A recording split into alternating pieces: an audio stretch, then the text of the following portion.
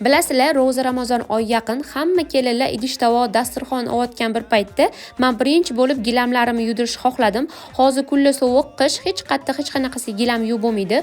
O'shaning uchun Instagramdan qidirib Leading Cleaning uz jamoasini topdim va ularga gilamlarimni ishonib topshirdim. Yosh bolali uyda gilamlar juda ham dog' bo'ladi, bolalar narsalar to'kishadi, to'g'risini desam toza yuvib kelisharmikin yoki sabr qilib turib o'zim yuvsammikin deb o'ylab bergan edim, lekin umuman afsuslanmadim.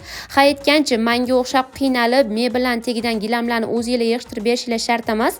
Sababi Leading Cleaning jamoasining yigitlari o'ziga kelib, uголокmi, mebelmi, stulmi o'ziga kelib gilamlarni hammasini yig'ishtirib o'ziga olib ketishar ekan. Olib ketish va olib kelib berish umuman bepul, dastavka puli olishmas ekan. Olib ketishgandan keyin tozalab, quritib, yuvib olib kelish kuni 3 kundan 5 kungacha cho'zilishi mumkin ekan. Bu gilamlaringlarning qalinligi va hajmiga qaralar ekan. Juda ham ko'pchilik qizlar mendan kimga yudirishga berdingiz, biza ham yudirmoqchi edik, ishonchli ekan deb so'rashgan edi, lekin o'zim sinab ko'rmaganim uchun sizlarga tavsiya qila olmagan edim.